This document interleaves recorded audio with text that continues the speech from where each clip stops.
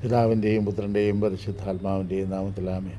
പ്രിയപ്പെട്ട സഹോദരങ്ങളെ, നല്ല പ്രഭാതത്തെയും നല്ല ദിവസത്തെയും ഓർത്ത് നല്ല ദൈവത്തിന് നമുക്ക് നന്ദി പറയാം.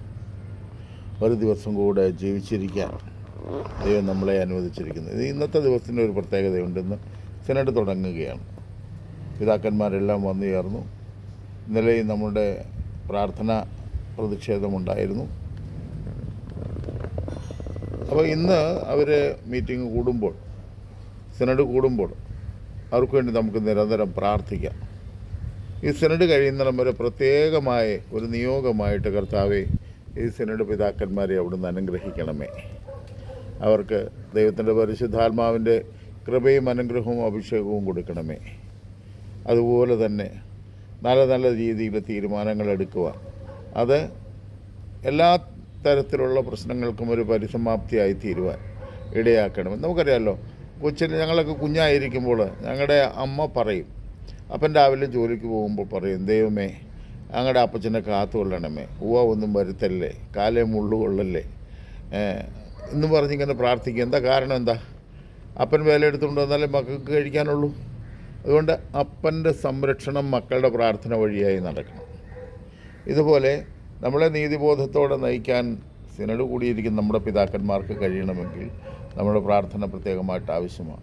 ഇന്ന് ബലിയിൽ പങ്കെടുക്കുന്നവരെല്ലാം നിയോഗമായി കാഴ്ചവെക്കുക. അതുപോലെ തന്നെ സമയമുള്ളവരൊക്കെ പരിശുദ്ധ കുർബാനയുടെ മുമ്പിൽ പോയിരുന്ന് ഒന്ന് പ്രാർത്ഥിക്കാൻ കഴിയുമെങ്കിൽ ഒരുപാട് നന്നായിരിക്കും. നമ്മുടെ പ്രത്യേകിച്ച് ഇവിടെ ഒരുപാട് സ്ഥലങ്ങളിൽ പരിശുദ്ധ കുർബാന എഴുന്നള്ളിച്ച് വെച്ച് ആരാധന നടക്കുന്നുണ്ട്. അവിടെ പോയിരുന്ന് കർത്താവിൻ്റെ മുൻപിൽ ഞാൻ മിക്കവാറുമൊക്കെ പോകുന്നത് നമ്മുടെ വല്ലാർപാടം പള്ളിയിലാണ്. കാരണം അവിടെ എൻ്റെ വീൽ ചെയർ ഓടിച്ച് കയറാൻ നല്ല സൗകര്യമാണ്. നമുക്ക് കർത്താവിൻ്റെ മുൻപിൽ ഇരുന്നു കൊണ്ട് ജപമാല ചെല്ലുകയോ കരണക്കൊന്ത ചെല്ലുകയോ അതുമല്ല മധ്യസ്ഥ പ്രാർത്ഥന നടത്തുകയോ ലോകത്തിന് വേണ്ടിയും സമൂഹത്തിന് വേണ്ടിയും സഭയ്ക്ക് വേണ്ടിയും പിതാക്കന്മാർക്ക് വേണ്ടിയും ഒക്കെ പ്രാർത്ഥിക്കാൻ സാധിക്കും.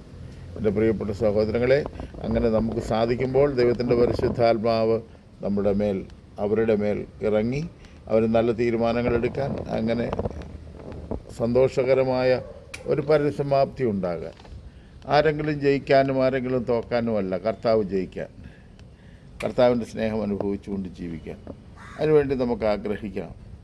അതുപോലെ തന്നെ ഇവിടെ റിബലായി നിൽക്കുന്ന ഓരോ സഹോദരങ്ങൾക്കും ദൈവത്തിൻ്റെ പരിശുദ്ധാത്മാവിൻ്റെ ശക്തമായ ഇടപെടലിലൂടെ വെളിപ്പെടുത്തലുകൾ കിട്ടാൻ, അന്ധകാരത്തിൻ്റെ വഴിയെ ഒറ്റയ്ക്ക് പോയി തകരുവാൻ ആണ് പലരും ആഗ്രഹിക്കുന്നത്.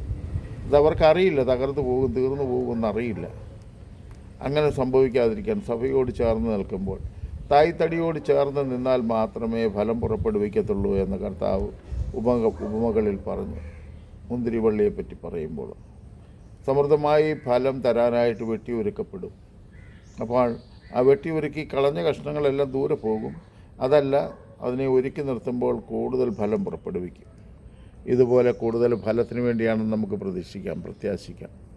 ദൈവം അറിയാതെ ഒന്നും സംഭവിക്കുന്നില്ല. ദൈവം ഇത് അനുവദിച്ചതാണ്. ഒരു തിരിച്ചറിവുണ്ടാകാൻ, ഒരു വിശദീകരണം ഉണ്ടാകാൻ, കൂടുതൽ തേജസ്സോടെ ഊർജ്ജസ്വലതയോടെ മുന്നോട്ട് പോകുവാൻ.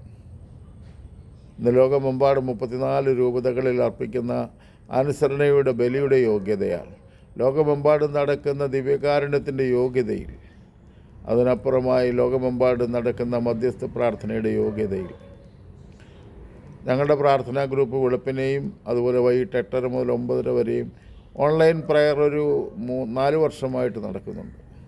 റെഗുലറായിട്ട് നടക്കുന്നുണ്ട്. അതിനകത്ത് പ്രത്യേക നിയോഗമായി കാഴ്ചവെച്ചിട്ടുണ്ട്.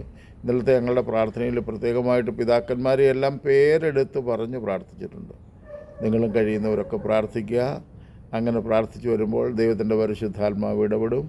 അങ്ങനെ ഇടപെട്ട് ഈ സിനഡ് അവസാനിക്കുമ്പോൾ നല്ല തീരുമാനങ്ങളെടുത്ത് എല്ലാവർക്കും ഒന്ന് ചേർന്ന് നിൽക്കാനുള്ള വലിയ കൃപ ലഭിക്കുവാൻ വേണ്ടി നമുക്ക് ആഗ്രഹിക്കാം.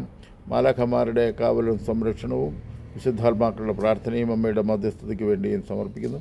പിതാവിൻ്റെയും പുത്രൻ്റെയും പരിശുദ്ധാത്മാവിൻ്റെയും നാമത്തിൽ ആമേൻ.